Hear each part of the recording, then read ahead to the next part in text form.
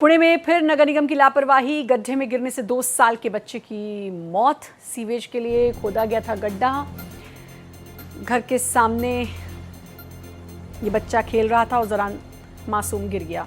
अभी एक खबर बताई कि कल एक बुजुर्ग की मौत और अब एक 2 साल का बच्चा। मतलब भारत एक्सप्रेस ने इस मुद्दे को बहुत प्रमुखता से उठाया था और कल भी जब इस मुद्दे को उठाया था तो यही बात थी कि अब ऐसी कोई और लापरवाही देखने को ना मिले। और 24 घंटे के भीतर एक और खबर पढ़ने को मजबूर हैं कि सीवेज के लिए गड्ढा खोदा गया और ये अक्सर देखा जाता है। सिर्फ मैं महाराष्ट्र की बात क्या करूं, आप देश के अलग अलग हिस्सों में देखेंगे गड्ढे खोदे और चल दिए, फिर उसमें कोई गिर रहा है, कोई मर रहा है। इतना मासूम, इतना प्यारा बच्चा, मतलब वो इस गड्ढे में गिर गया। आप देख सकते हैं तस्वीर। किसकी जिम्मेदारी है कोई नहीं बताएगा। तो ये 2 तस्वीरें आप देख सकते हैं। कल मुंबई में ये हुआ था, एक बुजुर्ग गड्ढे में गिरे और उनकी मौत हो गई। और अब आज की तस्वीर, ये 2 साल का मासूम। क्या गलती थी इन दोनों की, ये कोई नहीं बता सकता। अभिषेक हमारे साथ जुड़ चुके हैं। अभिषेक, कल ही जब भारत एक्सप्रेस ने इस खबर को बहुत प्रमुखता से उठाया था, अभिषेक, डिबेट भी की थी और कल रात 8 बजे मैंने ये सवाल भी पूछा था बीजेपी से कि अब ये सुनिश्चित करिए कि फिर ऐसी खबर पढ़ने को हम मजबूर नहीं होंगे। 24 घंटे भी नहीं बीते हैं, फिर से वही खबर पढ़ रहे हैं। बिल्कुल सही कहा कि बारिश की वजह से लगातार जनहानि भी हो रही है। मुंबई में 2 लोगों की मौत हुई, पुणे में आज एक बच्चे की मौत हो गई है। विधानसभा इस समय चल रही है। इस मुद्दे को अपोजिशन प्रमुखता से उठा रहा है। हमारे साथ रईस शेख हैं जो समाजवादी पार्टी के विधायक हैं।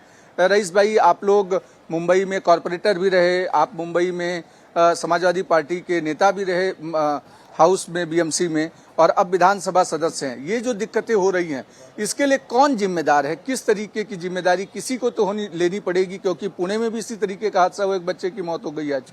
देखिए, जिस तरह से पिछले 6 महीनों में, जब से महानगर पालिका में बीजेपी की सत्ता आई है, भारतीय जनता पार्टी के लोग सिर्फ बांग्लादेशी पकड़ने में, मदरसा तोड़ने में, बर्थ सर्टिफिकेट कैंसिल कराने में लगे हुए थे।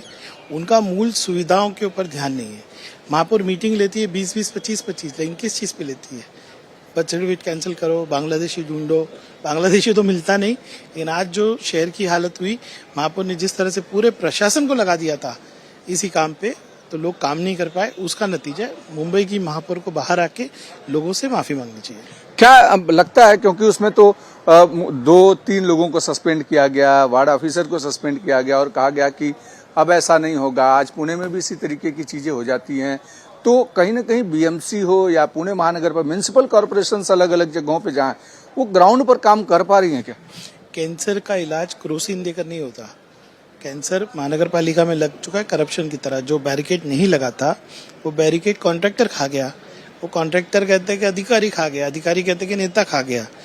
तो आपको समझना होगा कि जो बीमारी लगी हुई है वो उस पर न ध्यान देते हुए आपने पूरी मुंबई के अधिकारियों को ऐसे चोर को पकड़ने लगा दिया कि जो मिल ही नहीं रहा, जो है ही नहीं। तो ये उसकी सजा हम भुगत रहे हैं। बिल्कुल अभिषेक, ये सही बात है कि आपस में ही मिली भगत और आपस में ही पैसे की बंदरबाट और ये भ्रष्टाचार, और नतीजे उसके ये कि एक बार ये खबर फिर हम पढ़ रहे हैं। बहुत बहुत शुक्रिया आपका तमाम जानकारी देने के लिए अभिषेक।